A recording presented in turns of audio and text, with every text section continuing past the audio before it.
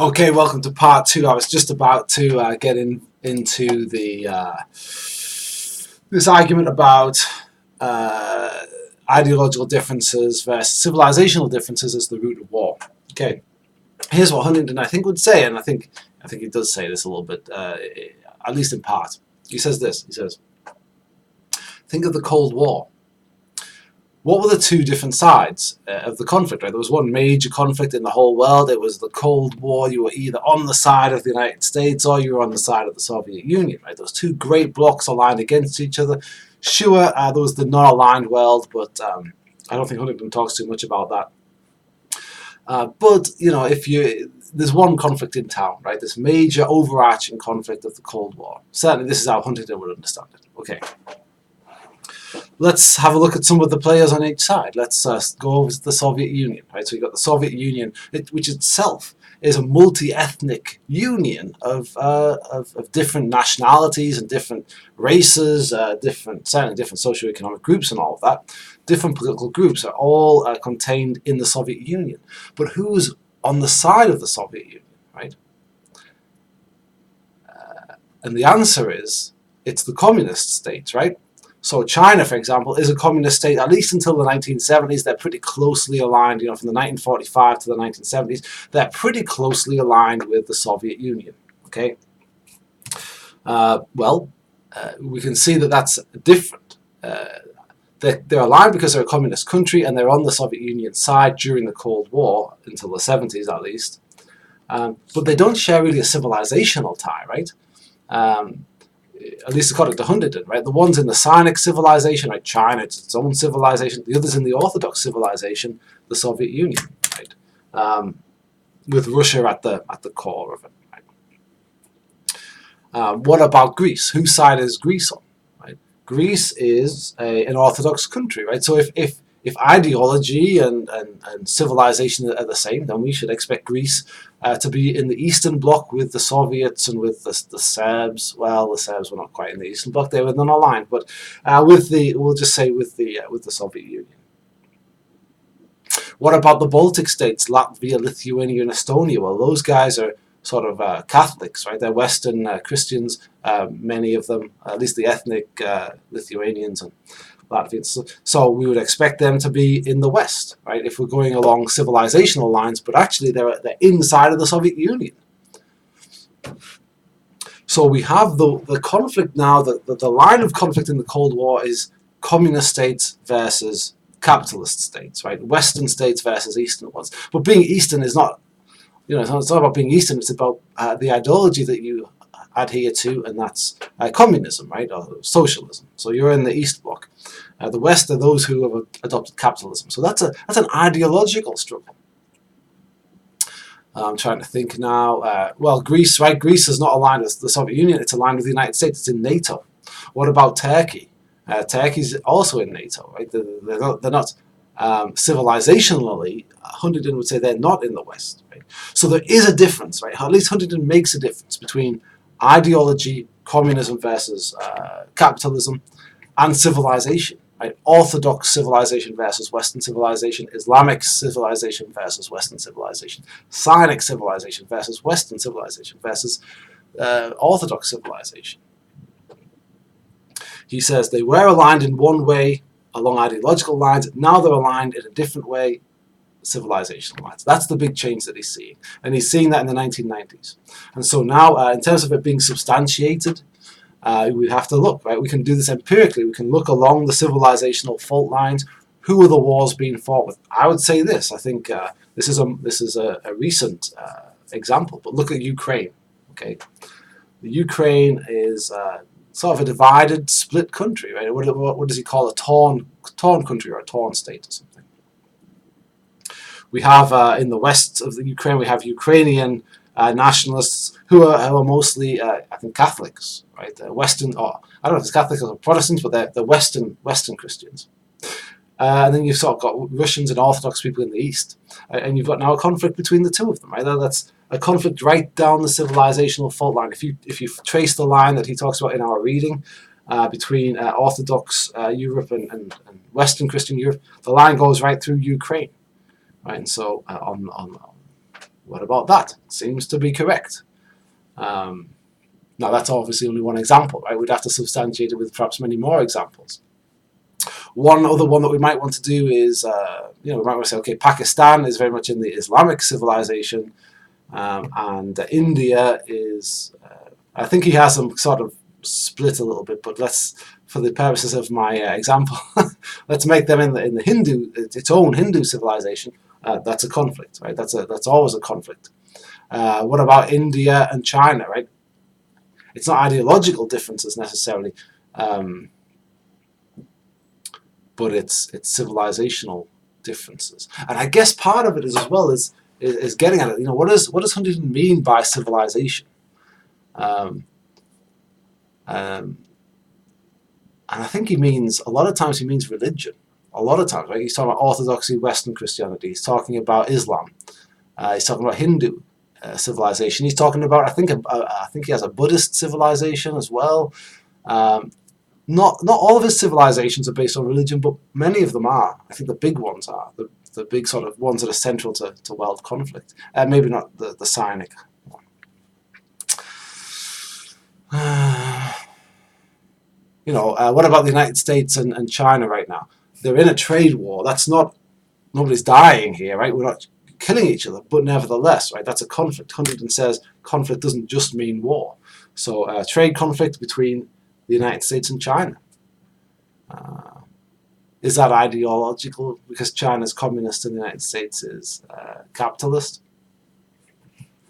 So definitely, let's take issue with Huntington. Definitely, let's argue with him. But also, that's the argument, right? That you would have with him. That's the argument that you would have with him. And it would be based on, he's writing in the 1990s, it's the end of the Cold War.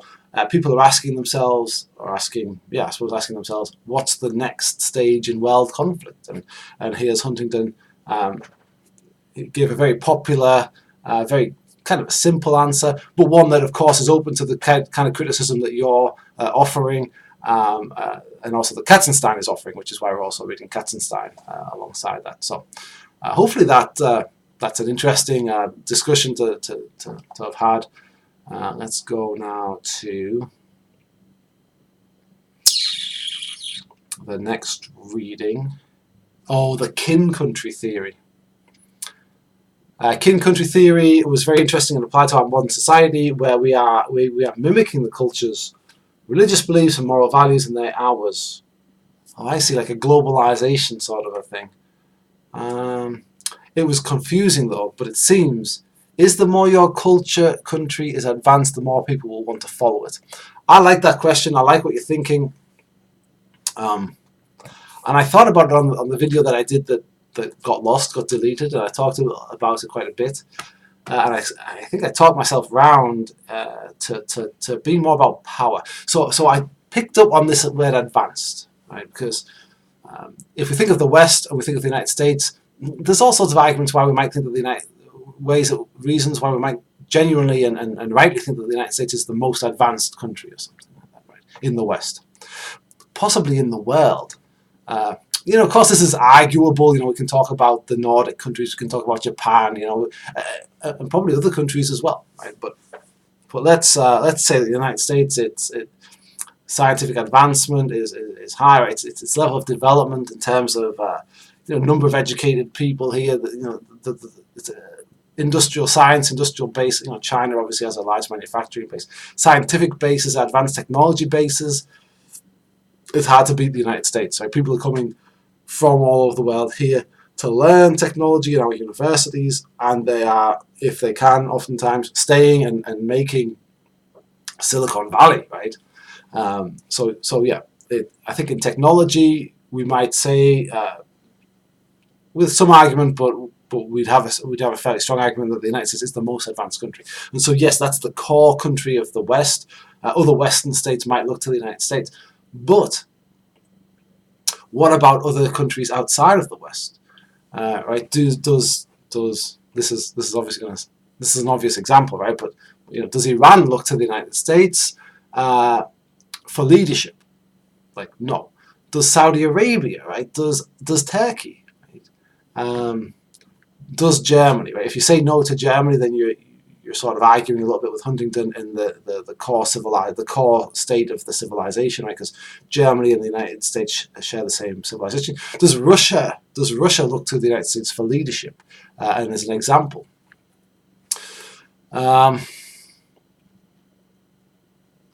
does Belarus, right?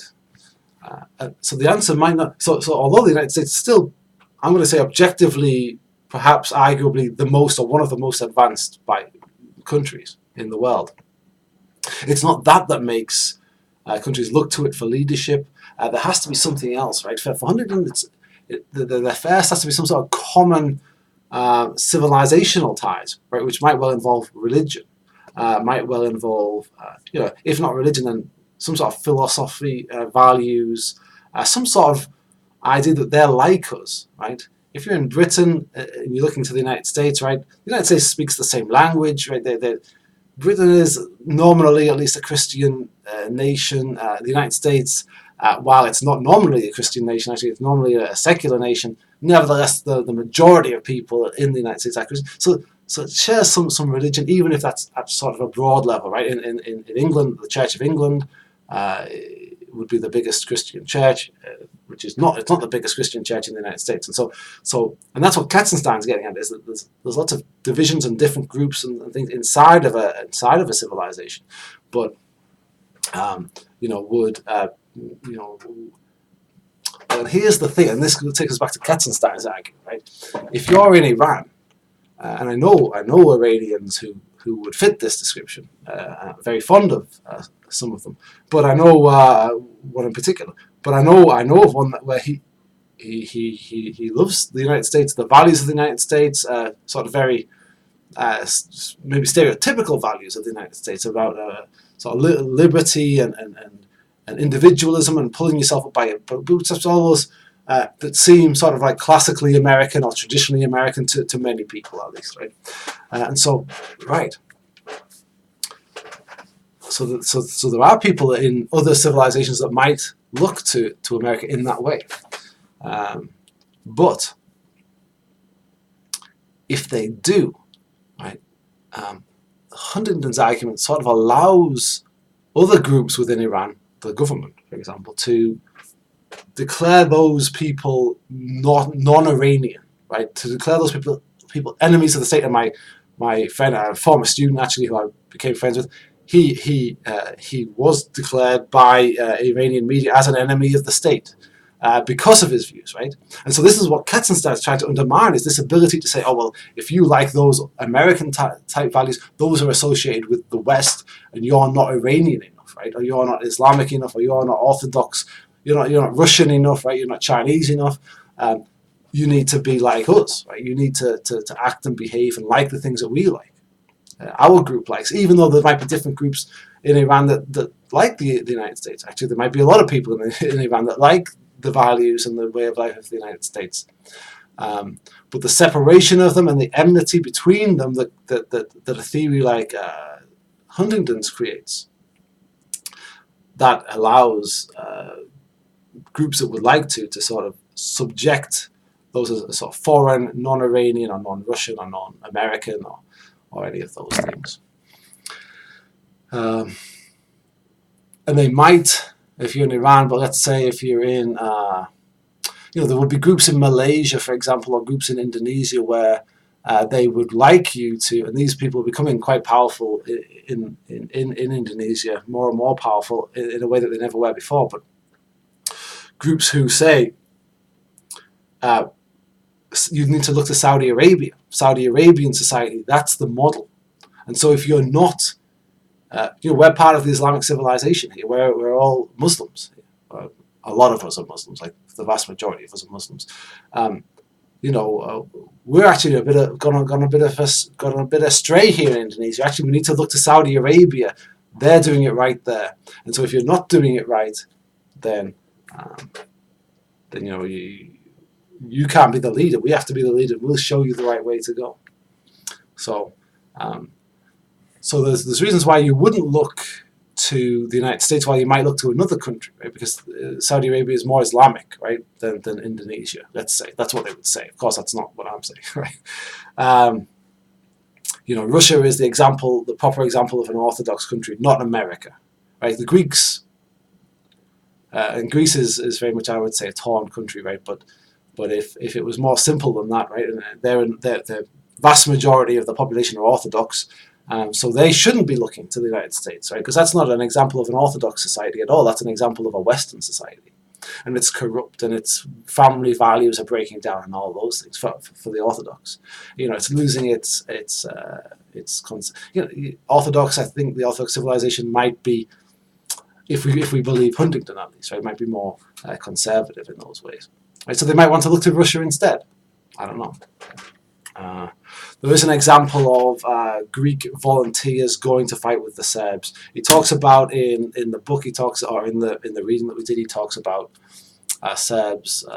You know, the West.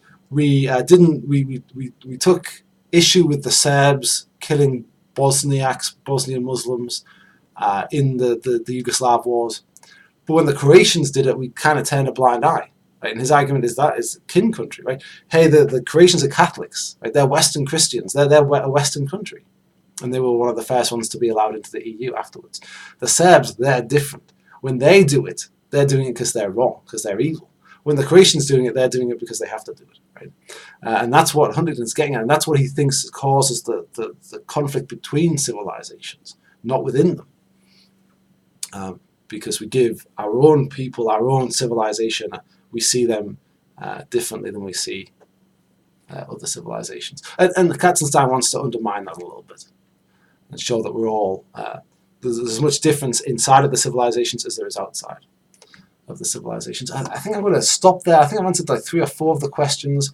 I'll oftentimes do more. I spent a long time on the 10 minutes on the sort of administrative stuff, and also I had that mishap with the video. So, but I'll stop there for now. You've already had about 40 minutes worth of content, 40 or 50 minutes worth of content, which is probably a good amount, as well as the reading and the assignments and those optional videos if you want. But again, if you look at those, know that they're made for a different iteration of this course, and that they might not all be helpful, and that they might mention assignments that we're not doing. All right. So I'm going to leave you on that note. I look forward to seeing your questions for the next video that I'll do this time next week. Watch out every Thursday for this video if you're interested in it, and the quiz is due on Friday. So bye for now.